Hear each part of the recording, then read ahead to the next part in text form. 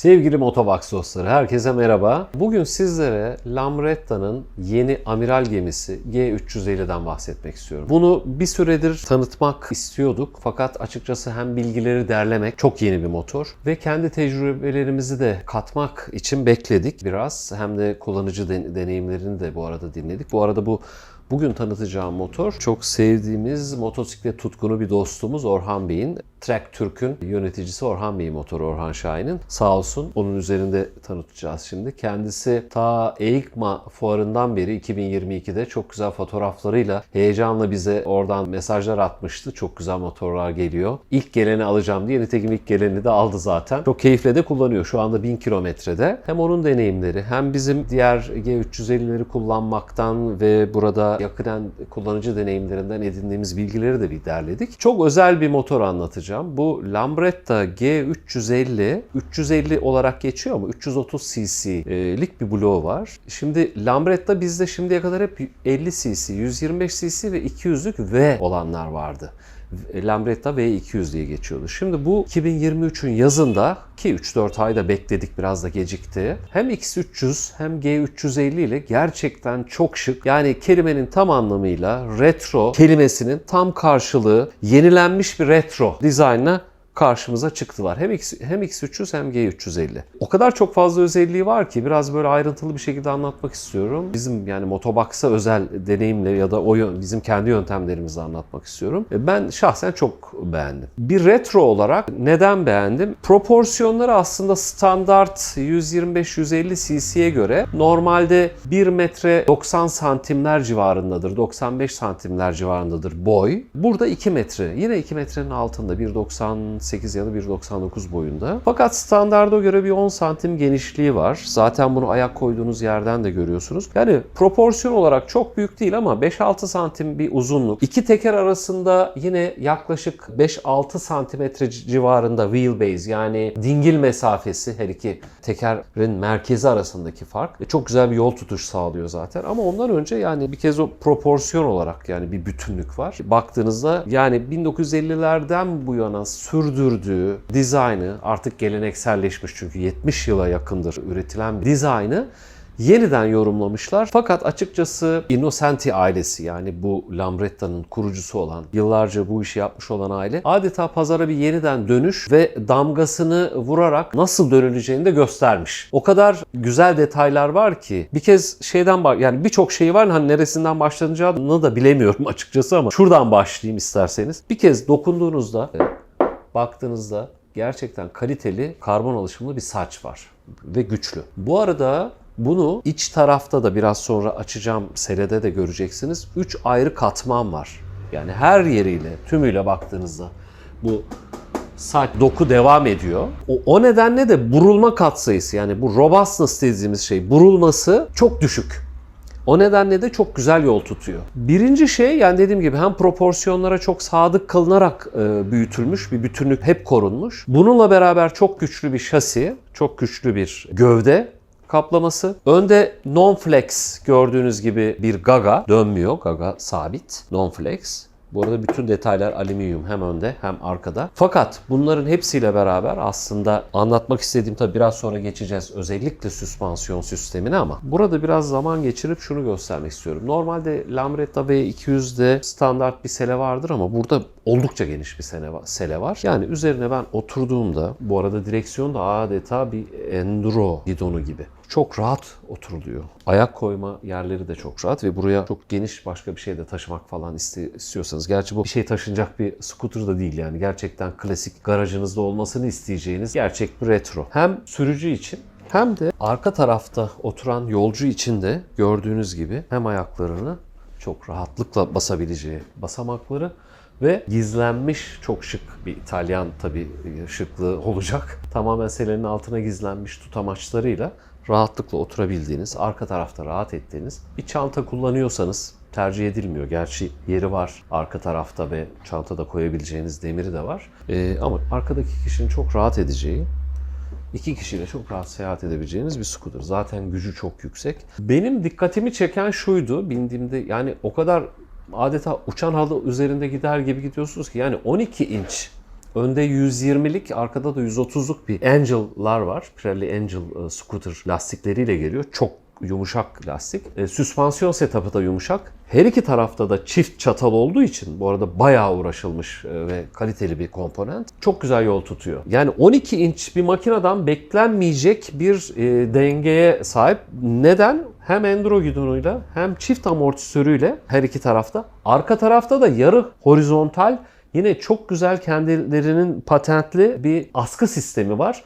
Yani arkadaki amortisörler ne dik ne de yatay. Tamamen şöyle yarı horizontal, yarı yatay. Onun da etkisiyle bütün kasa bu arada 173 kilo. Hafif değil ama ağır da değil. Yani 350 cc bir scooter için hafif sayılabilir ama bir retro için yeterli ağırlıkta. 26 Nm tork sunuyor. 25 beygir güç veriyor. Şimdi bu gücü zaten daha hafif bir scooter'da olsak ağırlık olarak motorda stabilite sorunları yaşayabilirsiniz. Ama bunda çok güzel oturuyor yere. Yani 25 beygir ve 26 Nm'yi taşıması için yapılmış bir ağırlık dağılımı var. Çok da dengeli. 12 inç çap kullanan, lastik çapı kullanan bir scooter için inanılmaz dengeli. Onu da yani sanki 15-16 inç kullanır hissini yaratacak şekilde bir süspansiyon var ki çok iyi absorbe ediyor. Bununla beraber çok disk frenleri ve ABS'si, çok güçlü bir freni var.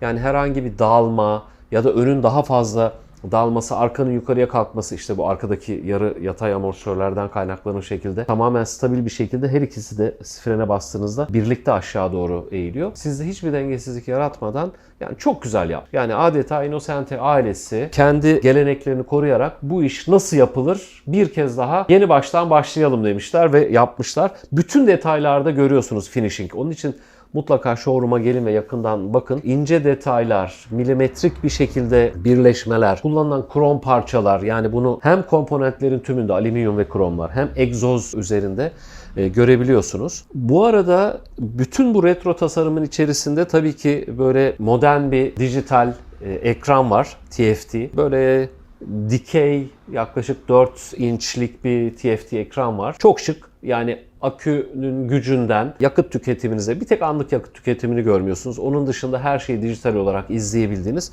çok şık bir gösterge var. Tabii ki retro bir dizayn olduğu için açıp kapamayı da yine şık bir şekilde anahtarlı yapmışlar. Bu insana gerçek bir retro hissi yaşatıyor. Bizim o manuel otomobillerde, motosikletlerde, scooterlarda özlediğimiz, hatta aradığımız da bir şey. Çok şık. Şimdi bu detaylarla birlikte ön tarafta da çok geniş bir alan var. Bunlar tabii biraz fonksiyona giriyor ama yani kullandığı avadanlığın şıklığı bile içini açtığınızda göreceksiniz. Çok şık bir avadanlık var. Hemen hemen ihtiyacınız olan her şeyi çok şık bir şekilde yerleştirdikleri, ergonomik bir şekilde çıkarabildiğiniz, takabildiğiniz, ihtiyacınız olan buji anahtarına kadar her şeyi küçük bir çantaya sığdırmışlar. Bu gerçekten çok güzel. Bunu açmışken aslında şeyi de göstermek istiyorum. Burada bir buji için ve yağ filtresi için de çok güzel bir parçası var. Bir şeye çok dikkatli, burayı gösterdikten sonra göstereyim. Bir kez burası çok geniş. Hem telefonunuzu hem USB çıkışıyla şarj edebileceğiniz, rahatlıkla ruhsatınızı koyabileceğiniz, avadanlığınızı, aynı zamanda telefonunuzu koyabileceğiniz çok güzel bir alan yaratılmış. Çok şık kapanıyor. Detayları dediğim gibi gelip dokunduğunuzda anlayabileceğiniz çok güzel detaylar var. Şimdi dediğim gibi bu birçok daha detay var konuşacağımız ama biraz önce avadanlığı gösterirken de detaylarda göreceksiniz zaten. Bujiyi öyle güzel bir yerde konumlamışlar ki, yani çok çalışmışlar üzerinde gerçekten. Burada minik bir yuvarlak kırmızı tapayı açıyorsunuz. Bujiyi oradan değiştirebiliyorsunuz. Hiç açmanıza gerek. Kaldı ki motor kompartımanına ulaşmak isterseniz de yine bu klasik scooterlarda olduğu gibi açıp, bu arada uzaktan kumandayla da çok rahat açabileceğiniz Sele'nin uzaktan kumanda düğmesi de var. Burada da gördüğünüz gibi elektrikle, herhangi bir tel yardımıyla değil de elektrikle açılıyor. Sele'nin bağlantısında bile çift menteşesi çok kaliteli. Burada yine bir tane USB stick var. Buradan da şarj etme ihtiyacınız varsa şarj edebiliyorsunuz. Kompartımanı çok rahat çıkarabildiğiniz gibi her parçasına ulaşabiliyorsunuz. Bu arada bu toz alması için, arka taraftan toz almaması için kullanılan tozluk bile, silikon tozluğun bile kalitesi muhteşem. Yani hiç içeriye, bu 1000 kilometrede bir scooter, neredeyse toz yok içinde.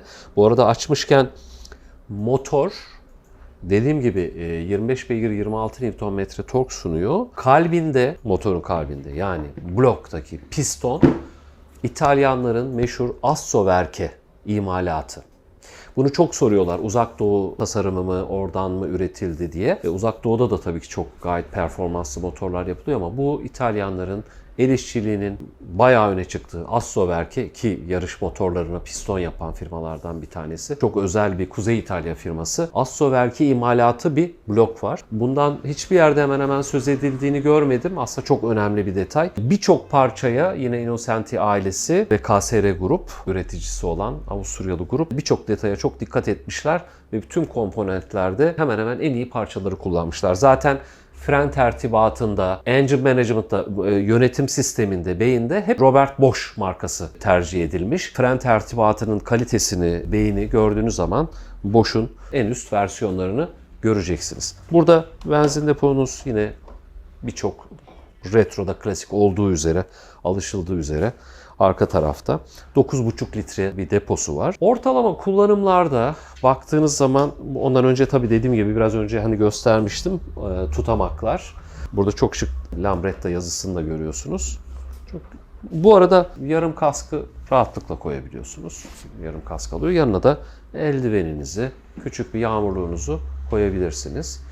Bunu rahatlıkla buradan kapatabiliyorsunuz. Bununla beraber aslında bu detaylara tutamaç gibi baktığımız zaman ön taraflarda gördüğünüz üzere hava çıkışları da var. Eğer bir Tucano Urbano örtüyle bütünleyecek olursanız kış kullanımlarında da buradan her iki taraftaki hava perdelerinden içeriye sıcak hava vererek ayaklarınızı, dizlerinizi sıcak tutabiliyor. Buna da dikkat etmişler. Çok şık olmuş. Bununla beraber burada küçük bir ön siperliği ama gelecek olan biraz daha büyük olan bir siperliği daha var. Çok yeni çıktığı için henüz tüm şeyleri yok. Bütün aksesuarları yok. Yakında hepsi olacak. Dediğim gibi çok güzel, çok geniş, arkayı çok rahat gösteren aynaları var. Krom detaylarla. Biraz önce ilk başta vurduğum yer çok güçlü arka ve ön taraftaki saçlar. Hem önde hem arkada ledlerin içerisinde Lambretta yazıları. Tümüyle alüminyum bir panelin üzerine Lambretta plakasını da takabiliyorsunuz. O da çok güzel. Buradan gelmeden önce öne biraz sonra zaten sesini de dinleyeceksiniz. Öyle özel bir şey var ki egzoz sistemi.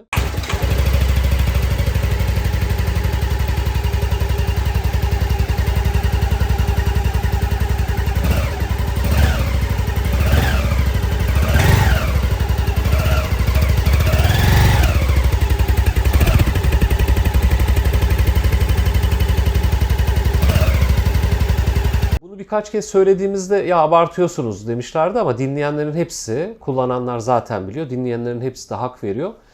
2 silindirli bir enduro motor, yani sanki burada 350 cc değil de bir 600-700 cc çift silindirli bir motor çalışıyormuş hissi veriyor. Yani bu sadece egzozdan kaynaklanmıyor. Pistonun tabii ki basıncının da etkisiyle.